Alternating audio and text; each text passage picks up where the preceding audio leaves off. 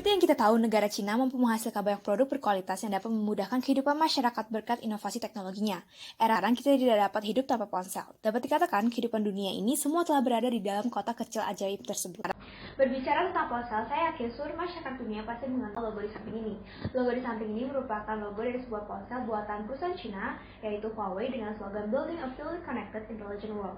Sedikit cerita mengenai asal-muasal PT Huawei Tech Investment merupakan salah satu perusahaan multinasional di negara tirai bambu, di mana Huawei ini berfokus untuk menyediakan jaringan infrastruktur global, teknologi informasi komunikasi, serta perangkat pintar. Menurut artikel dari Newswire Asia, perkembangan Huawei semakin pesat sampai lebih dari 170 negara dan 61 operator telekomunikasi teratas di dunia. Produk-produk yang diluncurkan Huawei termasuk unggulan yang banyak digandrungi oleh masyarakat Indonesia karena dengan harga yang terjangkau tetapi juga dilengkapi dengan kelengkapan fitur yang mewah. Huawei merupakan salah satu perusahaan gadget terkemuka di China sehingga sangat menarik untuk membahas dampak, peluang, dan ancaman perusahaan melalui analisis pastel. Yuk kita simak berikut. Apakah teman-teman artikel-artikel ini? Artikel-artikel ini membicarakan tentang perang dagang antara Amerika Serikat dan China yang telah berlangsung pada awal tahun 2018. Hal ini bermula ketika mantan Presiden Donald Trump mengatakan bahwa negara China telah merugikan negara Amerika Serikat karena praktik perdagangan yang tidak adil. Amerika Serikat geram dengan China karena neraca perdagangan negara Amerika itu lebih rendah daripada China. Akibat perang dagang ini sebenarnya membawa banyak perubahan dan tantangan China, sehingga China harus merencanakan banyak perencanaan baru untuk menghadapi isu tersebut.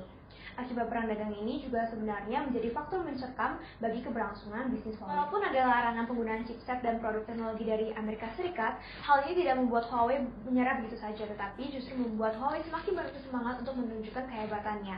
Menurut CNN Indonesia, bangunan Wuhan Huawei Optical Factory Project yang menjadi pabrik manufaktur sebagai basis pengembangan dan riset terbesar bagi Huawei di negara Cina untuk menyandingi teknologi buatan Amerika Serikat. Negara China merupakan negara dengan PDB terbesar kedua di dunia. Update perekonomian negara China mengalami pertumbuhan 3,9% per tahunan di kuartal 3 tahun 2022 ini. Pertumbuhan ekonomi China tentunya melesat dengan cepat karena negara China dapat dikatakan hampir menguasai pasar global dengan produk murahnya.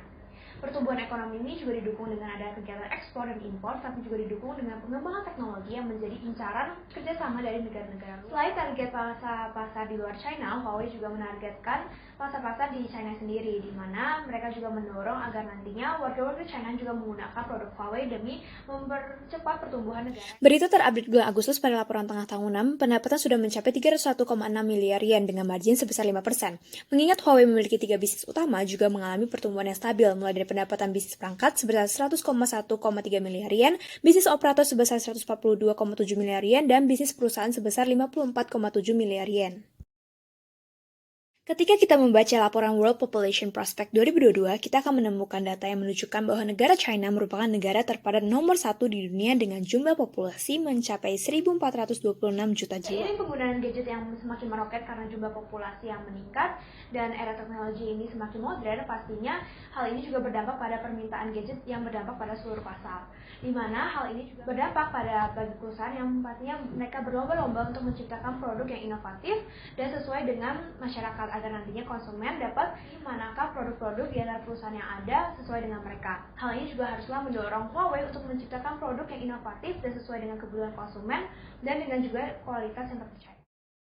Perihal pengembangan teknologi, kita tahu China juaranya, mulai dari inovasi teknologi yang diluncurkan selalu selangkah lebih depan daripada negara lain, seperti teknologi AI, mesin pabrik, dan jaringan yang kini sudah memasuki 5G. Perkembangan e-commerce juga sangat berkembang pesat yang meningkatkan daya beli China seperti website Taobao dan Alibaba. Dilansir dari CNBC, China sangat mendukung adanya perkembangan di sektor teknologi, mulai dari perluasan pasar domestik akan komponen elektronik sekitar 20% yang dilakukan hingga tahun 2023. Sanksi Amerika Serikat yang diberlakukan di negara China, hal ini tidak menjadi batu sandungan bagi perusahaan Huawei.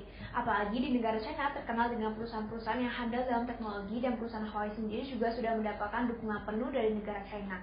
Maka dari itu, Huawei dengan mandiri mengembangkan suatu sistem operasi sendiri bernamakan Petal Search sebagai solusi atas pemboikotan Google Search. Selain itu juga ada Huawei Petal Maps sebagai pengganti dari Google Maps. Untuk penggunaan Petal Search sendiri juga tidak perlu diragukan lagi, karena sudah dapat digunakan lebih dari 170 negara dengan pengaturan 50 bahasa. Selain itu, sebagai solusi penggunaan ataupun penggantian dari Android yang sudah tidak bisa dilakukan di negara China lagi, maka dari itu Huawei mengembangkan sistem operasi sendiri bernamakan Harmony OS, dan hal ini juga sudah berhasil dan ditanamkan di beberapa produk Huawei sendiri. Nah, di tengah banyaknya kesibukan yang Huawei lakukan dan untuk mengatasi tantangan yang terjadi, Huawei juga turut mengembangkan proses pengembangan 5G di negara China. Dalam kemegahan dan canggih industri China, pemerintah China juga tetap membentuk undang-undang untuk menjaga regulasi bisnis dari industri yang ada di negara China. Contohnya adanya hak kekayaan intelektual, hak konsumen, hak para pekerja, undang-undang pajak, undang-undang e-commerce, dan cyber security. Perusahaan Huawei yang bergerak di negara China itu juga tetap menjalankan undang-undang yang berlaku di China. Apalagi pada saat itu, Huawei melakukan banyak PHK masuk pada karyawannya, dan Huawei tetap melaksanakan kewajibannya sesuai dengan undang-undang yang berlaku. Pada kondisi itu juga banyak perusahaan-perusahaan lain yang turut membantu dan turut prihatin untuk membantu kondisi Huawei bangkit kembali. Negara China dengan tingginya kepadatan dan produktivitas membuat kondisi lingkungan terkena dampaknya. China pernah mengalami polusi parah, terutama pada tahun 2013, dan untungnya hal tersebut mampu ditangani dalam waktu yang cukup cepat.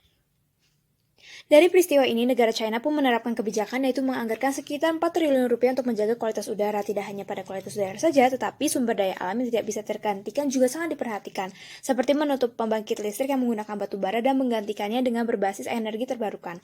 Hal ini dilakukan dengan bantuan dari perusahaan China termasuk Huawei. Begitu pula juga dengan perusahaan Huawei juga turut mengedepankan masa depan keberlanjutan dengan menjalankan program CSR dengan menggunakan konsep SDGs. Dengan banyak program yang dilaksanakan seperti pemanfaatan ataupun pengembangan teknologi berbasis tenaga surya, lalu menggunakan sebesar 86% produk-produk yang dikembalikan ke perusahaan Huawei dan hanya 1,24% produk-produk teknologi yang ditimbun oleh perusahaan Huawei.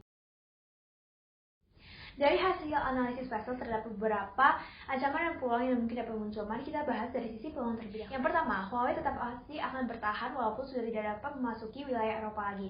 Karena target pangsa pasar dari perusahaan Huawei masih besar, yaitu di negara Asia dan Afrika. Karena jika dibandingkan dengan produk-produk milik negara Eropa ataupun Amerika, Huawei memiliki produk yang lebih terjangkau dan menghadirkan fitur-fitur yang tak kalah canggih. Kedua, tren digitalisasi ini menjadi kesempatan emas bagi perusahaan Huawei untuk mengembangkan nilai jual yang semakin terdepan dan mengembangkan banyak produk yang inovatif sesuai dengan kebutuhan para konsumen dengan menghadirkan fitur-fitur yang canggih dan harga yang terjangkau. Tiga, tren penggunaan smartphone dan fintech yang semakin merajalela ini bisa menjadi peluang untuk peningkatan pendapatan dan penjualan bagi perusahaan Huawei. Tetapi peluang ini juga harus disikapi dengan bijak agar tidak menjadi bumerang bagi perusahaan Huawei. Nah, perusahaan Huawei harus mengetahui tren sosial budaya yang ada pada target pangsa pasar agar mereka agar awareness akan perusahaan Huawei itu meningkat. Keempat, banyaknya negara yang akan datang untuk bekerja sama untuk menikmati kecanggihan fitur 5G. Dari banyaknya kerjasama ini menjadi peluang untuk membina hubungan baik dengan negara luar, sehingga ketika memerlukan bantuan ataupun program yang dikerjakan bersama akan lebih mudah. Dan yang kelima, program CSR Huawei dapat memberikan impact positif karena CSR yang diterapkan tidak hanya di China, tapi di seluruh negara yang menjadi target pasar Huawei. Hal ini juga dapat meningkatkan awareness dari banyak perusahaan yang semakin serius menjalankan tanggung jawab sosialnya. Sekarang mari kita beralih pada pembahasan ancaman. Yang pertama, tercorengnya image dari perusahaan Huawei sehingga perusahaan Huawei harus mengembalikan citra baiknya kembali. Hal ini terjadi karena perusahaan Amerika Serikat mengecap bahwa dengan menggunakan produk Huawei akan mengancam keamanan negara ketika memberikan pesan rahasia. Lalu kedua, penurunan pendapatan. Walaupun penurunan pendapatan ini hanya sedikit, tapi tentunya akan berefek karena perusahaan Huawei kehilangan beberapa target pasar terutama pada negara Eropa karena pemerintahan Amerika Serikat mengajak sekutunya untuk meninggalkan perusahaan Huawei. Ketiga, adanya perubahan gaya hidup masyarakat. Menurut data dari People Bank of China, didapatkan bahwa ada grafik peningkatan warga China untuk menabung.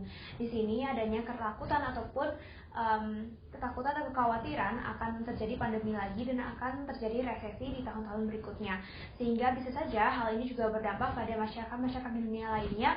Mereka akan memfokuskan aset-aset mereka pada hal yang penting dan hal yang primer dibandingkan terhadap hal-hal yang sekunder seperti smartphone, yang bisa saja mereka melakukan pengalihan kepada harga-harga smartphone yang lebih terjangkau. Keempat, teknologi Huawei masih butuh penyesuaian karena terdapat beberapa fitur pada smartphone yang belum bisa masuk ke beberapa negara karena di negara tersebut masih dalam proses pengembangan.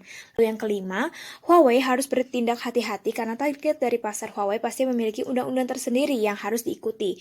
Jika ada pelanggaran yang dilakukan tentunya akan berdampak buruk bagi hubungan perusahaan di negara tersebut.